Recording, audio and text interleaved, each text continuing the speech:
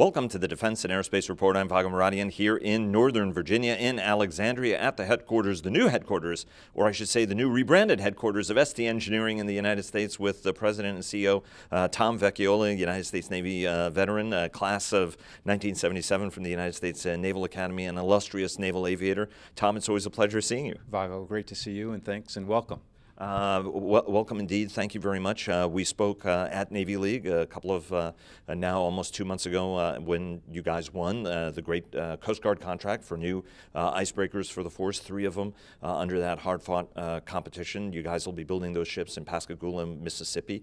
But we're talking a little bit more broadly about the investment in the United States. You guys are a $1.5 billion concern, 5,800 employees, almost 6,000 employees across the country in commercial and in defense.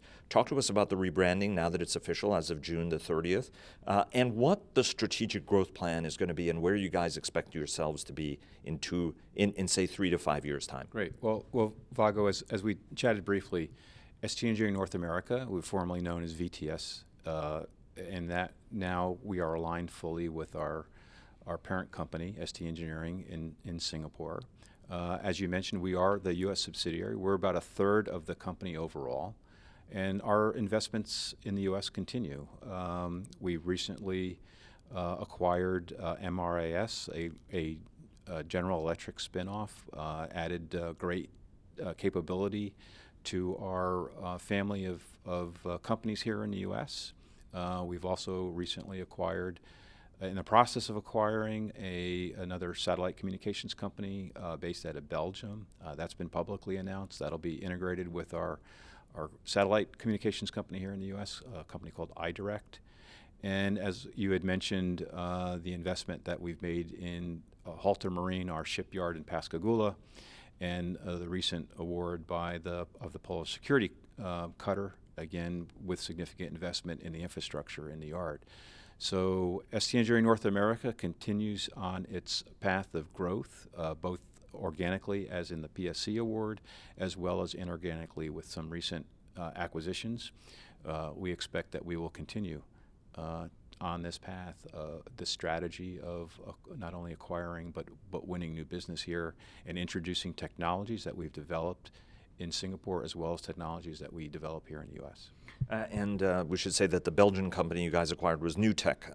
That's a satellite component maker that's going to be part of that iDirect business you guys have.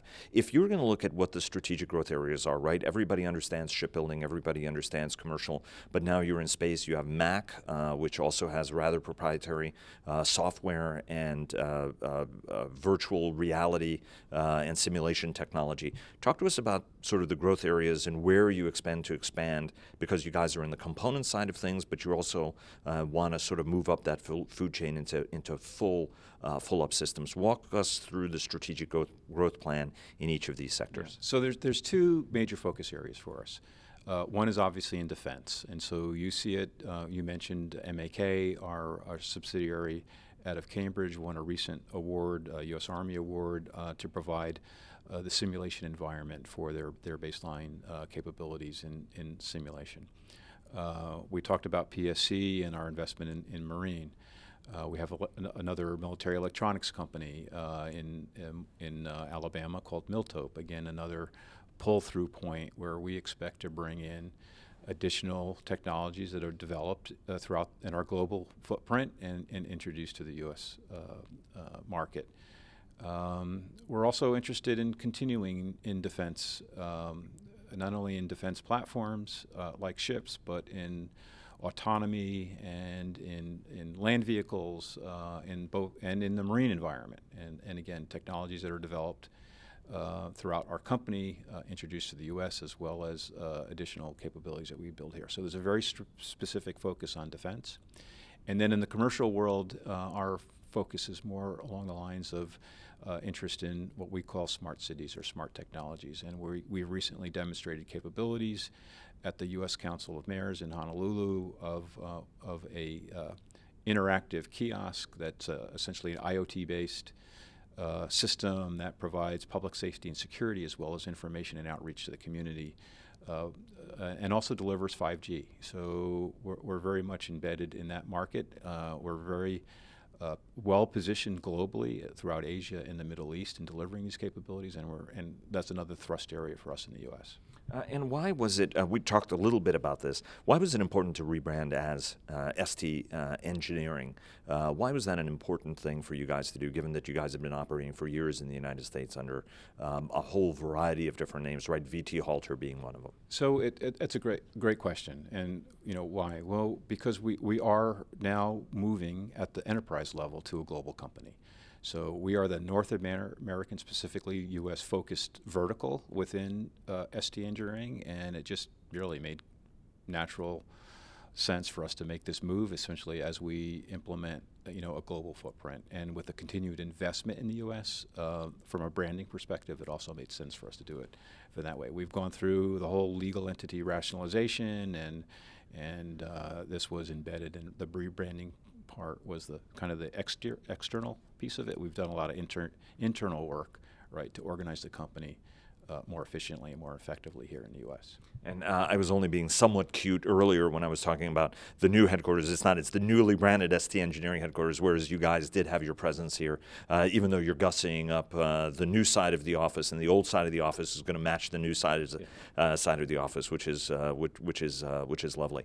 There are some folks who are going to ask, why is this drive different from what we've seen in the past from ST? Because the United States has always been an important market for the headquarters in Singapore, and yet there's been a lot of growth, but you're supercharging it. Why is this evolution going to be different from what we've seen in the past from the company? Why is this growth drive going to differentiate itself from past ones? Yeah, I think you're seeing it in some of our both awards and our acquisitions, right? We're very focused in these two thrust areas of defense and smart cities, higher technology investments, and major investments. So in the past, many of our investments might have been smaller companies, niche capabilities that were augmented with our capabilities in Singapore. Now you're seeing, much more significant investments, and I expect that trend to continue.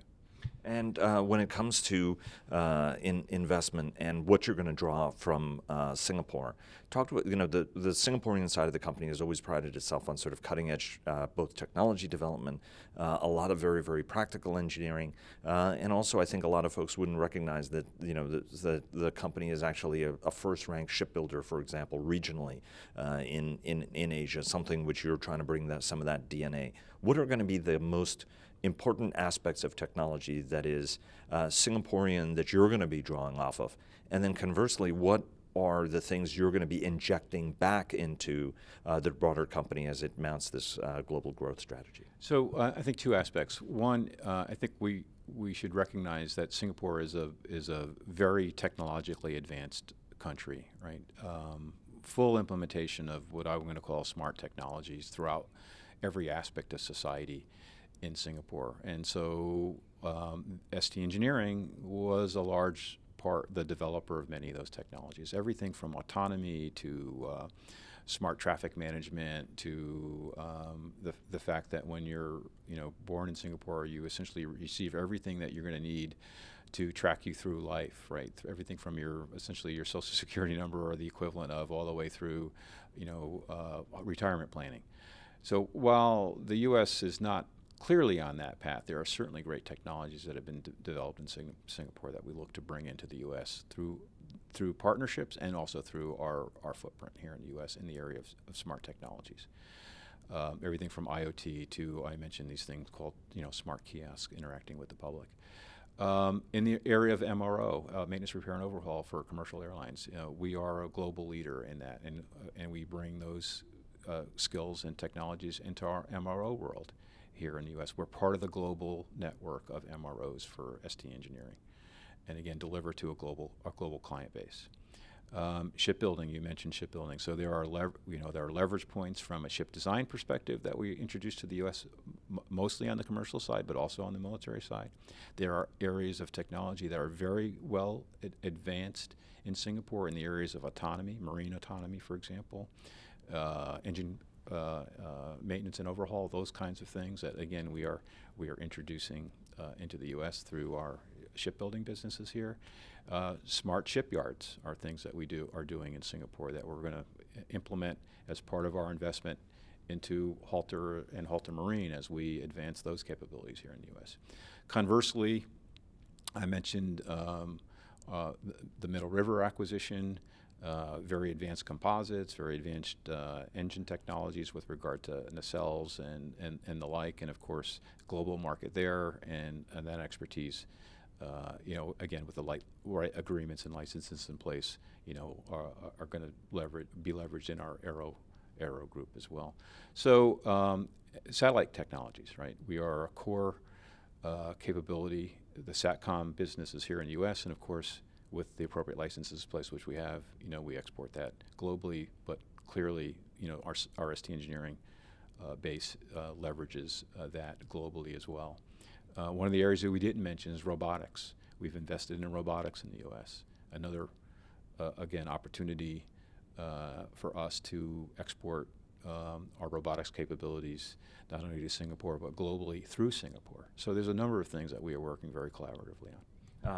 I remember you before we started taping, you were talking about the smart cities aspect of this, and you guys were in Honolulu for the U.S. Conference of Mayors, and how these smart kiosks that you have that are both 5G hubs but security, that you can interface with police there, get information. It's fascinating technology, and as somebody who drives around a lot in Washington D.C., I would love to be able to drive somewhere and have it actually charge me, as opposed to breaking up my credit card each time I pull into it. Tom, thanks very much. Best of luck on the rebranding. You guys have got so much fascinating technology, and at a time when the U.S. Navy is looking at greater autonomy, for example, on the surface of the sea, undersea. Army is looking at autonomous systems. It's going to be really, really fascinating to see what you guys bring to the market. No, great, Vago, and we appreciate it. And as you just essentially said, there's a great opportunity for us here, and we're actively engaged in many of those pursuits as well. Well, can't wait to see the new icebreakers as well. Yeah, we're looking forward to. We cut steel in 16 months. Not that I'm tracking that. Yeah, no pressure at all. Well, let me ask you about that, right? I mean, how is the gearing up going? I know it's a very, very aggressive contract. You said 16 months to steel cutting. The contract was only issued about 2 months ago. Are things so far looking good? Yeah, we're very bullish on our ability to deliver, and we're working very closely with both the Navy and the Coast Guard. The Navy's the contracts administrator, the Coast Guard is the technical authority. The Coast Guard and Navy have both taken up residence in our shipyard, and we're getting ready for our first review here in early August. So we're very bullish on where we're going, and we still have lots of work to go do. Tom, thanks very much again. Vago, great to see you. Thanks for coming by.